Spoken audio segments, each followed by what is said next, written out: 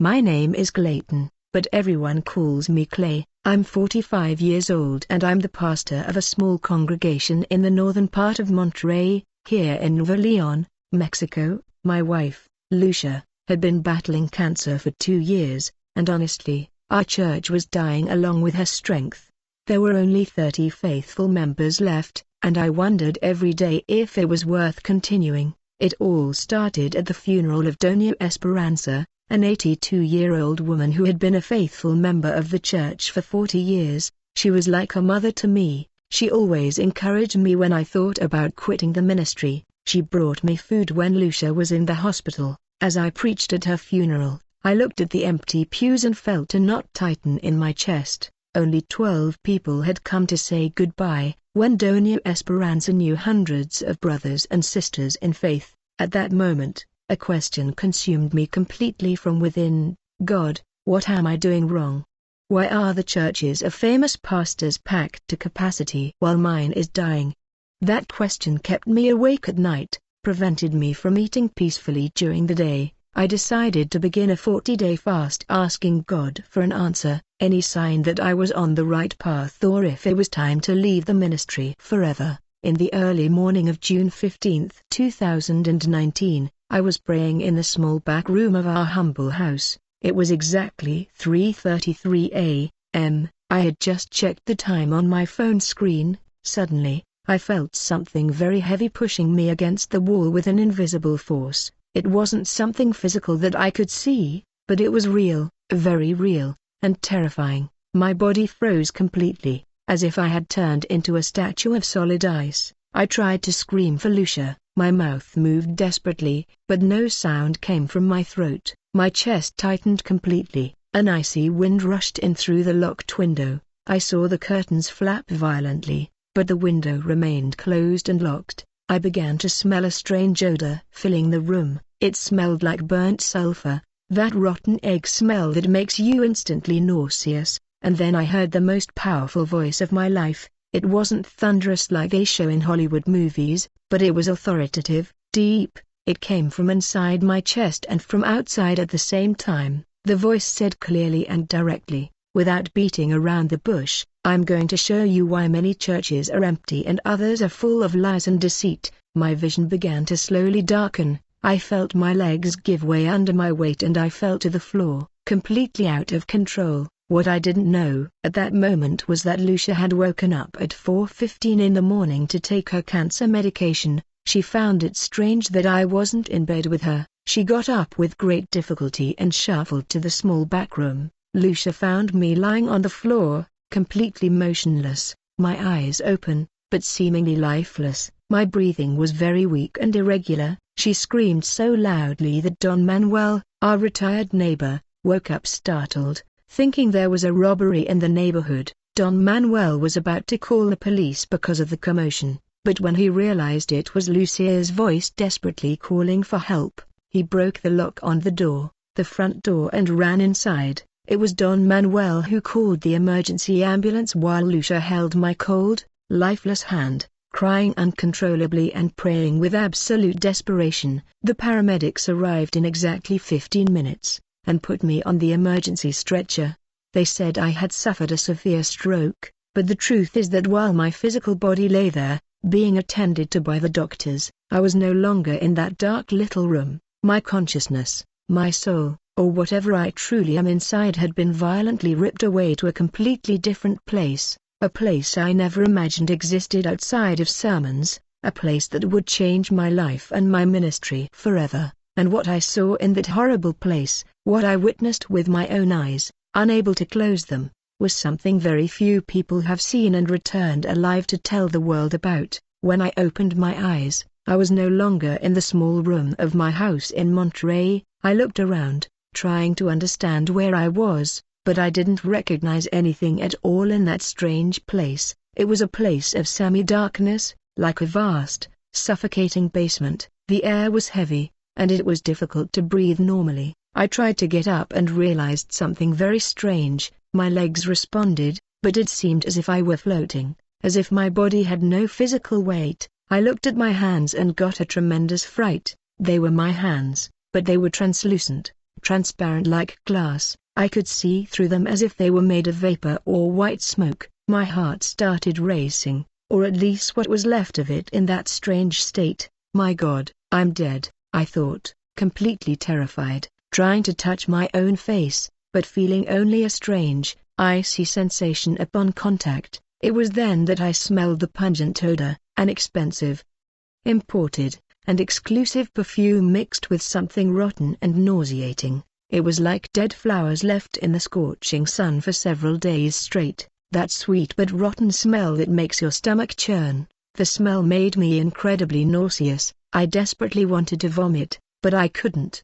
My stomach churned violently, but nothing came out of my mouth. I started walking very slowly, still trying to understand what on earth was happening to me in that dark place. That's when I saw the first human figures. They were women, many women scattered throughout that gloomy place. They were well dressed in elegant, expensive clothes, but all of them were torn and covered in mud, as if they had been dragged violently across the ground. Some were sitting with their heads in their trembling hands, others were crouching, swaying back and forth. They were all crying softly or moaning in unbearable pain. I saw a woman sitting on the floor with her back to me. She had long, well-groomed blonde hair. She was wearing expensive formal wear, but it was completely ripped at the sides. I approached her, trembling with fear, and called out to her in a hesitant voice, "Mom, are you all right?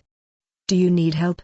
She didn't respond at all. She remained motionless as if she hadn't heard me at all. I touched her shoulder carefully and felt a chill that cut to my very bones. It was like touching dry ice that burns the skin on contact. When she turned her face toward me, my heart literally stopped for several long seconds. It was Valentina, the famous gospel singer I had seen on television just 2 weeks earlier in my own living room. She was on the program Word of Faith, broadcast on the Christian network, singing beautifully in my living room while Lucia wept with emotion watching her. I took 2 full steps back, stumbling over my own translucent legs and almost falling to the ground. "No, this can't be real," I whispered, looking around in complete desperation. "I saw her on television last week. She was singing, smiling happily at the cameras." Valentina looked at me with completely empty, lifeless eyes, red and swollen from crying non-stop. She whispered a phrase that froze me in absolute terror. "I knew it, I knew it, I always knew it," and she started crying softly again as she hugged her knees tightly in desperation. I started walking faster, almost running in a panic, looking at the faces of the other women scattered everywhere. My blood ran cold when I recognized yet another one, and then another, and then many more still. They were women I saw constantly on Christian television, on YouTube with millions of views, on giant posters for gospel events all over Monterey. "No, no, this can't be really happening." I screamed with all the strength I had in my throat, my voice echoing in that horrible, dark place. "Where am I? Someone answer me already. What is this cursed place?" I continued screaming non-stop, spinning in circles, trying to find some visible exit. It was then that a soft light appeared right in front of me, making me shield my sensitive eyes with my translucent hands. A man dressed entirely in white was standing there, motionless, but not bright like they show in cheap religious movies. His clothes were simple and ordinary, nothing special. His face was serene, but very serious at the same time, and his deep eyes seemed to pierce my entire soul and see absolutely everything I had done in my entire life. Pastor Clayton said my full name in a calm voice, but one that carried an authority impossible to ignore or disobey, and at that precise moment I knew exactly who I was speaking to face to face. "Who are you? Where am I now?" I screamed, completely terrified, my voice coming out trembling and desperately out of control. The man in white stared at me with those piercing eyes and replied very calmly, "You're not dead, Clay, you're in a spiritual vision." That didn't reassure me in the slightest. My whole body was trembling uncontrollably, and what you're about to see here, very few have had the opportunity to witness. He continued in a deep, resonant voice, "Prepare yourself well because it won't be easy for you to bear." I tried to process those terrible words, but my mind was in complete and utter panic. A vision of what? Who are all those women crying everywhere?" I asked, gesturing desperately, feeling my legs give way beneath me. He glanced slowly at the dozens of women scattered throughout the dark room, then he turned his gaze directly to me. "Pastors, singers, bishops, preachers, social media influencers." He paused heavily and for a long time, "all very famous, all of them who once preached the word of God with power." My stomach churned violently when he finished the terrible sentence, "and all those who traded eternity for earthly and fleeting fame." I felt my legs give way completely and I fell to my knees on the hard floor, or what seemed to be a floor, in that strange place. This is there." I couldn't finish the sentence, the words died trapped in my dry throat. "Yes, Clay," he confirmed in a very firm, "you are on the border between heaven and hell, in the valley of those who fell into sin." I covered my face with my hands, trembling uncontrollably like a frightened child. Why did God bring me here?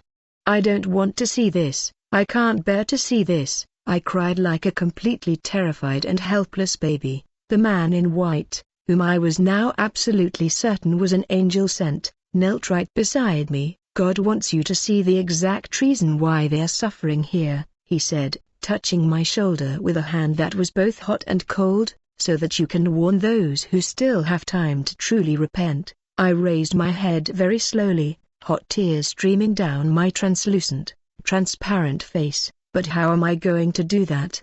Who will believe me when I tell this madness?" I asked, my voice completely broken with emotion. The angel didn't answer my question directly. He just looked at me with those eyes that seemed to read my entire soul. "Come with me now," he said, helping me up from the ground. "I need to show you the story of the first one of them in detail." He led me to where Valentina was still sitting, still crying and repeating that horrible phrase, I knew all time." The angel extended his right hand and touched my forehead with his shining index finger. Suddenly and without warning, I began to see images flashing through my mind like an impossible high-speed movie. They weren't just visual images. I felt the intense emotions. I heard the private thoughts. I even smelled and tasted the exact moments. I saw Valentina crying completely alone in her house in April 2016. It was her wedding anniversary with Thomas, 10 years together as a married person, but he had forgotten it for the third time in a row without caring. She was sitting on the bed staring at a bouquet of flowers that she had bought herself and pretended on Instagram were a gift from him. "Happy anniversary to us," she wrote in the post with a red heart emoji, but inside she was completely devastated and felt invisible to her husband. Exactly 1 month later, in May 2016, she met Benjamin at the big church band rehearsal. He was the talented new keyboardist. He was 28 years old, he was single, unattached, and had recently converted to Christianity just 2 years prior after getting off hard drugs. Benjamin was everything Thomas no longer was to her. He was attentive, caring. He listened to Valentina talk for hours about her problems and frustrated dreams. Valentina began to convince herself that she was only helping him grow spiritually in his faith, but deep down she knew perfectly well that she was lying to herself. The messages started out very innocent at the beginning, simple things like, "What song are we going to sing on Sunday at the service?" Or "Did you get home safely without any problems?" But very soon the conversations took a completely different turn. "Are you okay? I noticed you were sad at rehearsal today." Then came even more personal and intimate messages. "You're too special. Your husband can't see the treasure he has at home with you." Valentina should have blocked his number right then and there, but instead, she responded faster and faster, with increasingly dangerous intimacy. And then came that terrible day in December 2017. The Thursday that changed absolutely everything forever. In her life, they had agreed to an extra rehearsal in the empty church on a Thursday afternoon, just the two of them, with no one else present. The church was completely empty and silent. The only sound was the keyboard that Benjamin was gently playing with his fingers. They were rehearsing the song Busco, "I'm Looking for You." When the inevitable happened, Benjamin stopped playing mid-melody and took Valentina's hand firmly. She should have let go of it immediately. She should have run away without looking back, but she froze. staring into his eyes, unable to move. They kissed right there, in front of the sacred pulpit, inside the empty church, which should be a holy place consecrated to God. I felt the absolutely crushing guilt that Valentina experienced immediately afterward. I saw her fall to her knees at the altar, crying completely desperately, uncontrollably, "God, forgive me, please, I won't do it again, I swear on my life I won't do it again," she prayed, her face completely wet with bitter tears, beating her chest repeatedly. But exactly 1 week later, Benjamin sent her a simple, direct message, "I miss you so much," and Valentina replied without hesitation, "I miss you too." That was her true, definitive choice. It wasn't the forbidden kiss, but the fully conscious decision to continue after having sincerely asked God for forgiveness. For a full year and a half, they met at cheap motels along State Highway 143, always on Tuesdays between 2 and 5 p.m., when Thomas was working at the recording studio and the church was empty. Valentina would come up with elaborate and convincing excuses: "I'm going to visit sick sisters," or "I have an important doctor's appointment," or "I need to do some urgent shopping for the house." The most terrible and devastating scene of all was when I could close my eyes. In March 2019, Valentina was in her bathroom taking her third pregnancy test, her hands trembling, and they were all positive. Without a doubt, she panicked completely, doing quick mental calculations and realizing that the baby could only be Benjamin's. Without a doubt, if she told Thomas the truth, he would do the math and discover the whole deception. The marriage would end in ruin, and the scandal would completely destroy her music career. If she told Benjamin the truth, he was young and immature, he could still tell someone at the church or publicly demand that she acknowledge the relationship in front of everyone. One cold morning in April 2019, Valentina nervously entered a clandestine clinic in the industrial area of Monterey. She paid $800 via bank transfer. I clearly saw the digital receipt on her cell phone screen, her hands trembling uncontrollably. The medical procedure lasted exactly 40 minutes, which felt like an eternity of unbearable physical and emotional pain. She bled much more than expected. The unscrupulous doctor was visibly concerned but told her, "Rest at least 3 full days at home, no physical or emotional exertion." But just 3 days later, on Sunday morning, Valentina was already standing on the church stage. She sang, "God is here right now," smiling radiantly for the television cameras, waving to the excited congregation, raising her hands to heaven in worship. Underneath her elegant and expensive dress, she wore an extra thick sanitary napkin because she was still bleeding heavily.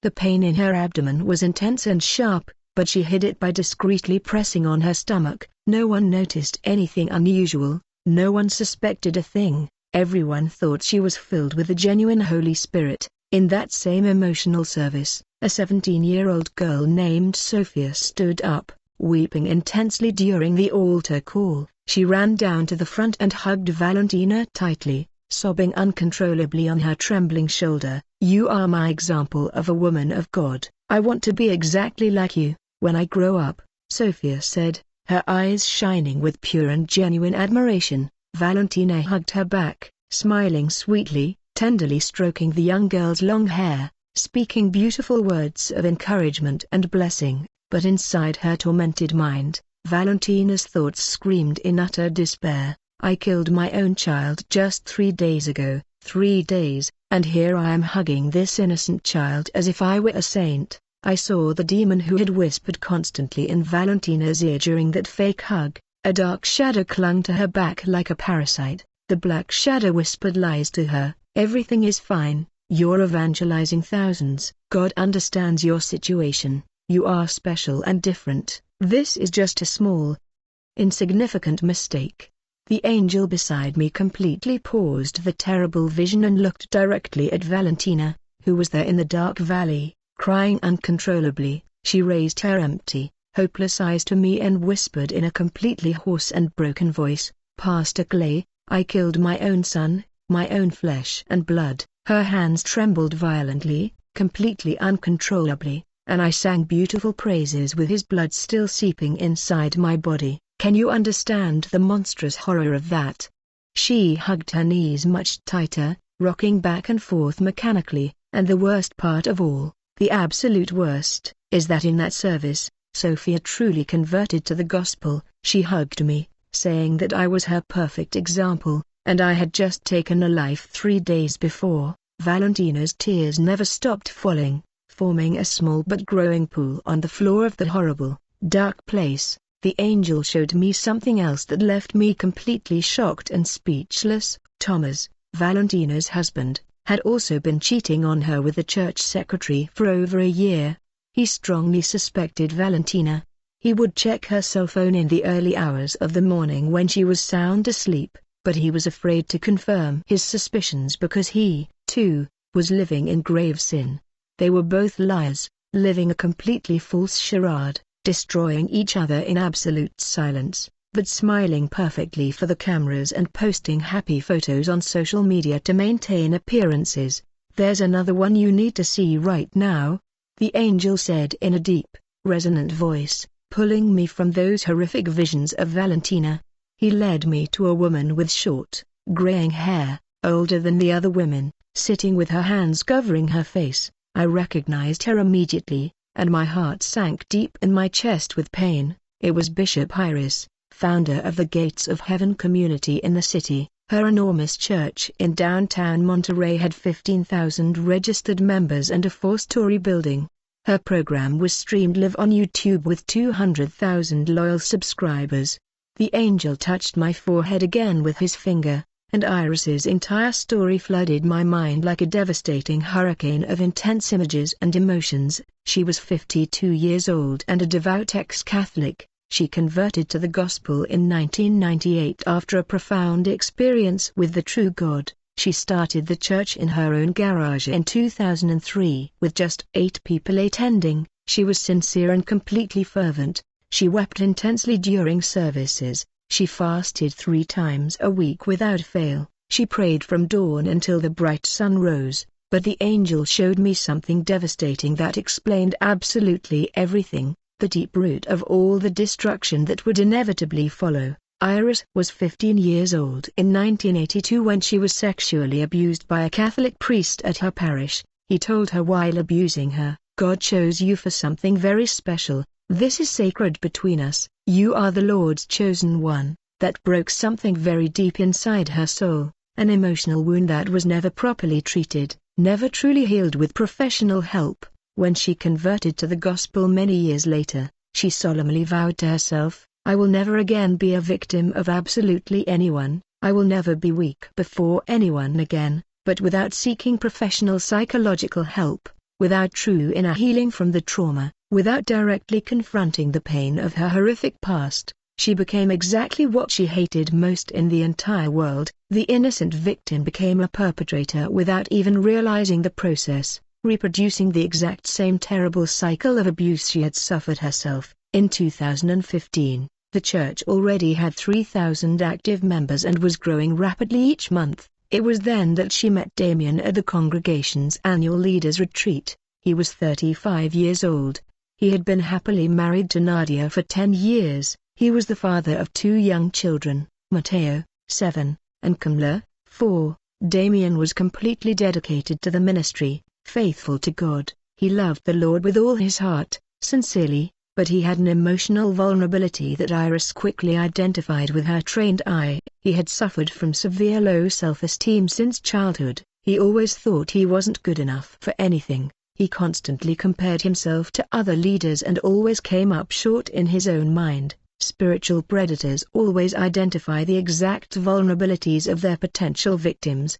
It's like a hungry shark that instantly detects fresh blood in the ocean water. In March 2018, Iris called Damien for private spiritual counseling in her personal office. The door firmly closed. "Damien, God showed me something very serious about you during my early morning prayer time," she began in a soft, warm voice, looking him straight in the eyes. Damien swallowed nervously and worried. "What, Bishop? I did something wrong without realizing it." Iris shook her head slowly and continued with her plan. "It's not your personal fault. But there is a very strong spiritual block that is preventing your genuine apostolic calling from fully manifesting." Damien was confused, but very interested in learning more. "Spiritual block? What kind of block, Bishop?" Iris paused dramatically. She sighed deeply, feigning pain, and released the deadly poison. "Your current marriage, Damien. Nadia is a wonderful, good woman, but she doesn't fully understand your special prophetic calling, that planted a completely poisonous seed in his heart, which would grow very quickly and uncontrollably. God clearly revealed to me that you are destined for much greater things, but you need to free yourself from that emotional bondage that is holding you back." Damien slowly began to see Nadia as a terrible spiritual obstacle. He began to despise his faithful wife, criticize absolutely everything she did, unfairly blame her for his own personal frustrations and the ministry failures. In just 6 months of constant psychological and spiritual manipulation, Damien was already having sexual encounters with Iris in the church office. But Damien wasn't the only man she manipulated and sexually controlled. There was also Esteban, 40, a married treasurer with children, and Adrian, 29, single, a producer for the church's YouTube channel. Iris was having sex with all 3 men simultaneously, carefully scheduling spiritual counseling sessions on completely different days and times so they would never overlap. And the worst part of all, something that made me nauseous and want to vomit right there, is that she secretly recorded all the sexual encounters on a cell phone strategically hidden in the bookshelf. Iris literally had hours and hours of explicit videos saved as lethal weapons of pure emotional blackmail. When Damien tried to end it all in 2019, with a heavy conscience and desperately wanting to return to his family, she showed him just 10 seconds of one of the recorded videos. "Do you really want me to send this to Nadia? To the whole church? To your children when they grow up and see their father?" The voice, her demeanor was calm, but her words were sharp daggers piercing deep. Damien descended into such a deep and dark despair that he completely lost his footing. "I witnessed the most devastating and heartbreaking scene of his entire life. August 2019, the overpass on Constitution Avenue in Monterey, 11 o'clock p.m. sharp. Damien parked his car on the overpass. He got out, trembling uncontrollably, climbed onto the guardrail, staring into the deadly void below in the darkness. "God, forgive me for everything I've done. Take care of Nadia and my young children," he whispered, hot tears streaming down his ravaged face, and leapt into the void, believing he would die and finally end the utterly unbearable suffering. But Damien miraculously survived the brutal fall.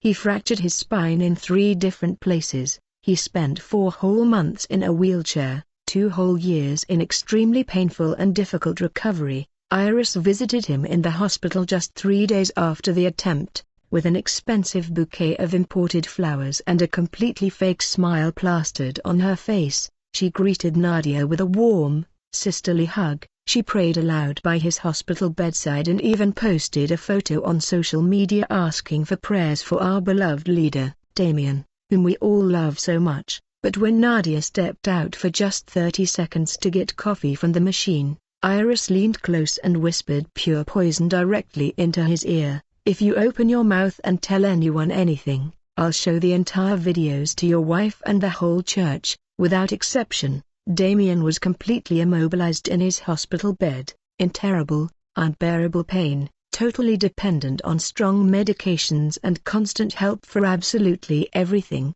He just wept there, silently, the tears of a man utterly broken and trapped with no escape. To this day, in 2,245 full years later, Damien continues to faithfully attend Iris's church, always in complete silence, always with deep shame etched on his face, her emotional and spiritual slave forever. I looked directly at Iris, there in the dark valley, trembling violently and clutching her knees in desperate stride. "Why did you do all that?" I asked, my voice thick with a mixture of deep sadness and rage. She raised her empty eyes, lifeless, devoid of any visible hope. "I thought I was doing God's work, Clay." Her voice was hoarse and completely broken. The church was growing larger and larger, there were miraculous healings, powerful deliverances, Incredible miracles happening every week. Without fail, God wouldn't bless if I were wrong, would he? She began to cry copiously, uncontrollably, her whole body shaking violently. But now I clearly see every man I completely destroyed, every wife I made cry bitterly, every child left without their father truly present in the home, Iris screamed, clutching her head tightly with both hands. Damien jumping off the bridge, wanting to die, Matteo and Camilla asking their mother, "Why doesn't Dad live here with us anymore?" Esteban paralyzed in a wheelchair, and I can't forget anything, not for a single second can I forget. The images play in my head, never stopping, never stopping. "But there's something else about Iris that you urgently need to know," the angel said, pulling me out of that absolutely horrible conversation. He touched my forehead once more, and I saw another even darker and more somber layer of the whole story. June 2014, the church was completely bankrupt, exactly 3 months of temple rent totally overdue and unpaid. The electricity was about to be cut off for non-payment. Iris was completely desperate and without a way out, crying alone in the empty temple after the Wednesday service, which had barely 15 people in attendance. "God, I can't take this situation anymore. Where are you, Lord?" The following Sunday, a new visitor appeared named Letitia, 50 years old, very well dressed in expensive clothes, with a friendly and pleasant smile, and very engaging and persuasive conversation. After the service, she asked to speak privately with Iris in the small room at the back of the temple. "Bishop, may I speak to you about something very delicate without offending you?"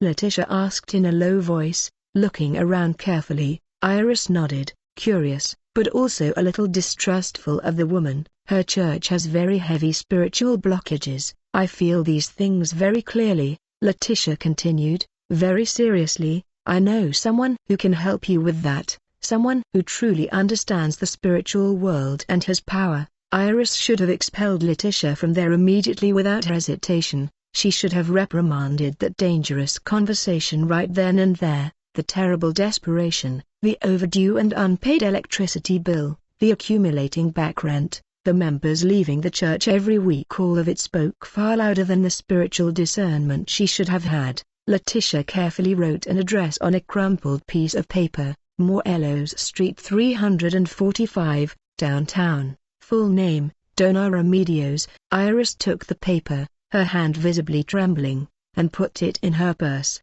feeling deeply that she was doing something terribly wrong, but without enough strength to resist the temptation.